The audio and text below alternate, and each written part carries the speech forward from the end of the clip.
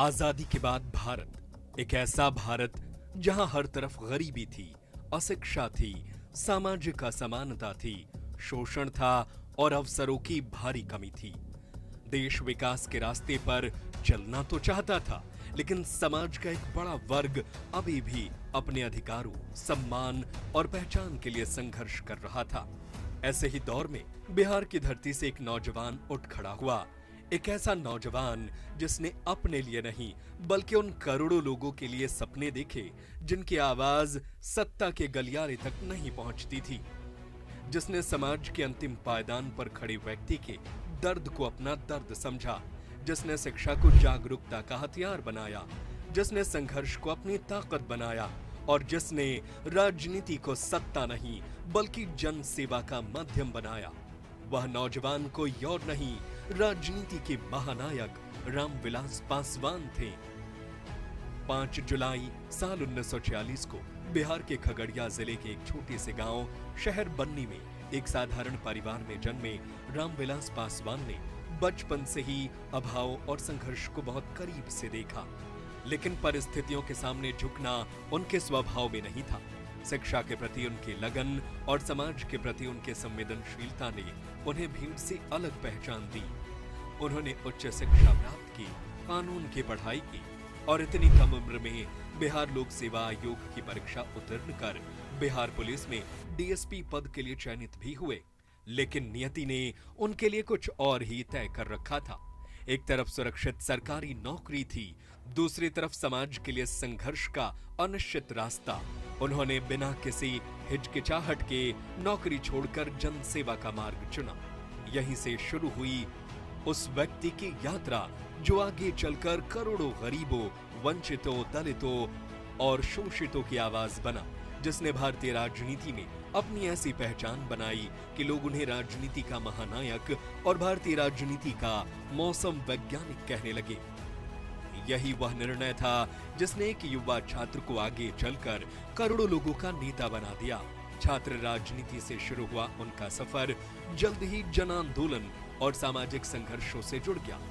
भारतीय लोकतंत्र के सबसे कठिन दौर में से एक आपातकाल के समय रामविलास पासवान ने लोकतांत्रिक मूल्यों और जनता के अधिकारों के लिए संघर्ष किया। जेल की यातनाएं उनके इरादों को कमजोर नहीं कर सकी, बल्कि उन्हें और अधिक दृढ़ बना गई।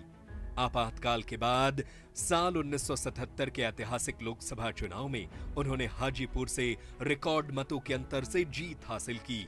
यह जीत केवल एक चुनावी विजय नहीं थी, बल्कि जनता के विश्वास और उनके संघर्ष की स्वीकृति थी। इस ऐतिहासिक उपलब्धि ने उनका नाम विश्व रिकॉर्ड में दर्ज कराया और हाजीपुर तथा रामविलास पासवान का रिश्ता हमेशा के लिए इतिहास का हिस्सा बन गया। रामविलास पासवान का राजनीतिक सफर कई दशकों तक फैला रहा।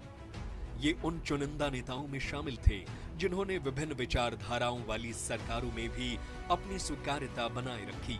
देश के 6 प्रधानमंत्रियों के साथ काम करते हुए उन्होंने यह साबित किया कि उनकी राजनीति किसी पद या सत्ता की नहीं, बल्कि जनता और जनहित की राजनीति थी।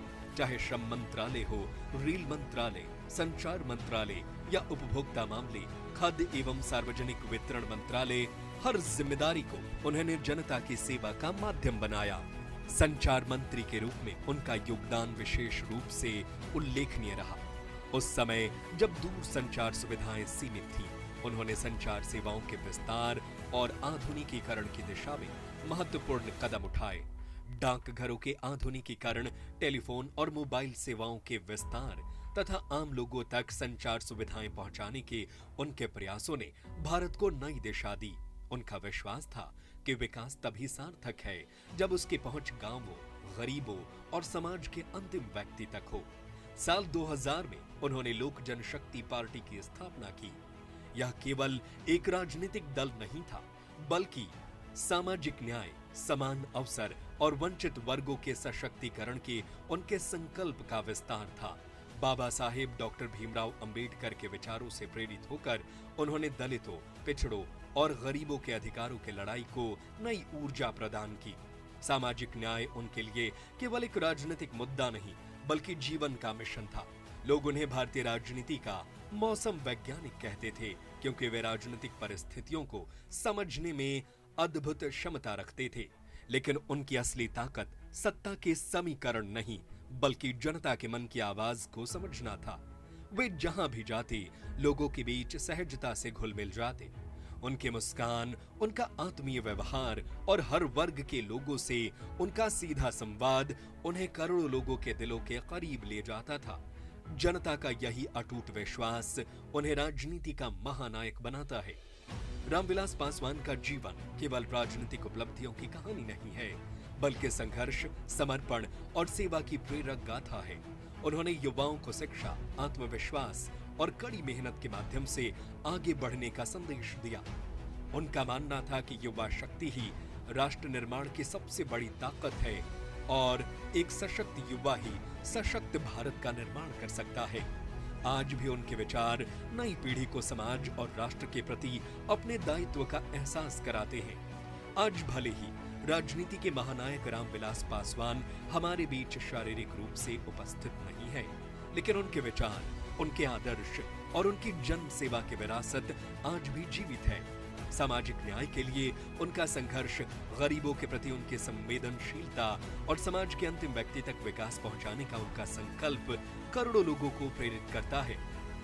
उनके इसे गौरवशाली विरासत को आगे बढ़ाने का प्रयास आज नई पीढ़ी कर रही है और उनके सपनों के भारत के निर्माण का संकल्प निरंतर आगे बढ़ रहा है।